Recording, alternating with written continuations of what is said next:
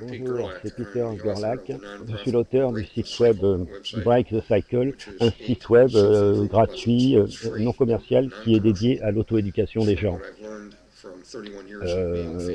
Et qui est le résultat de ma pratique professionnelle de thérapeute familial pendant 31 ans.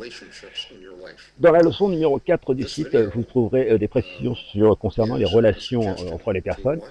Dans cette vidéo, je vais m'attacher à préciser un terme en particulier qui est le terme abus, qui est utilisé de manière abusive, j'allais dire, qui est utilisé de manière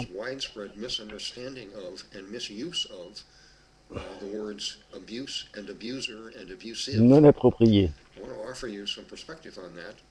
Bon, c'est vrai que dans les médias, etc., justement, eux-mêmes font souvent ces entorses donc dans l'utilisation du mot abus, relation abusive ou comportement abusif. En fait, je vais vous préciser exactement en ce qui concerne la psychologie, ce qu'on qualifie comme relation abusive ou comportement abusif. Il y a des conditions très précises à remplir. Il y a 3 conditions à remplir. La première, c'est que la personne A doit être dépendante de la personne B. Dépendance, comme les enfants, par exemple, un enfant dépend A. Si l'enfant est A, il dépend de B des parents pour sa nourriture, pour son toit, pour se vêtir. Donc c'est une relation de dépendance. Ça, c'est la condition numéro 1. La condition numéro 2, c'est que la personne B, l'adulte, utilise la personne A pour satisfaire des besoins physiques ou intellectuels, et de cette manière blesse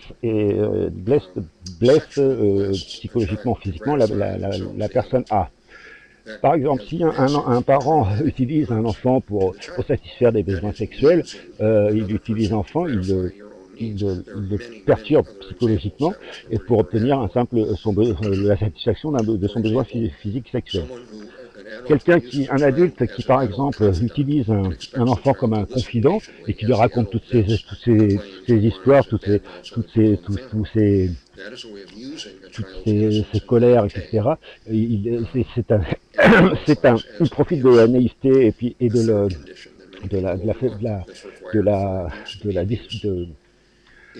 la naïveté et de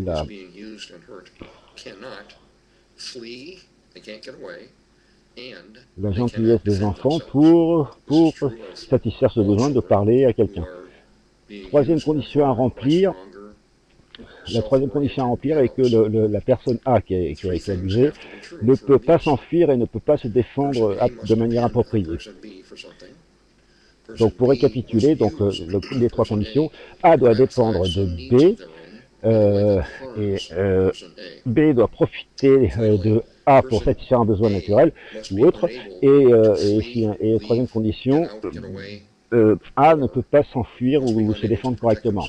Voilà. Si ces 3 conditions sont remplies, donc on peut parler d'abus.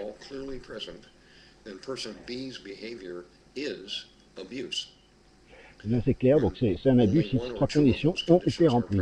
Par contre, s'il n'y a que 2 seules de ces conditions qui sont remplies, à ce moment-là, on ne qualifie pas ça d'abus, mais d'agression. Il faut bien faire la différence. Et alors, qu'est-ce que ça peut faire? Bien, c'est pas pareil quand on accuse quelqu'un d'être abusif ou d'être agressif, ça ne veut pas dire la même chose. Quand on parle du terme abus, c'est quelque chose de grave et donc c'est très connoté au niveau émotionnel donc on ne peut pas le dire à la légère.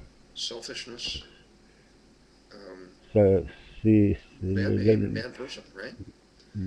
mot abus est lié donc à une personne qui est presque un criminel. Donc, tous les termes dirigés d'abus sont utilisés avec parcimonie et uniquement quand c'est nécessaire, parce que si vous les utilisez à tirer à travers dans vos relations, vous allez créer justement une tension beaucoup plus importante que si vous utilisez des mots adéquats tels que agression ou violence. Je pense que les gens devraient réfléchir plus avant d'utiliser des mots comme aussi forts que abus. Il faut utiliser les mots justes. Si c'est si une agression, c'est une agression. Si c'est un abus et que les trois conditions qu'on a vues sont remplies, c'est un abus, c'est pas pareil.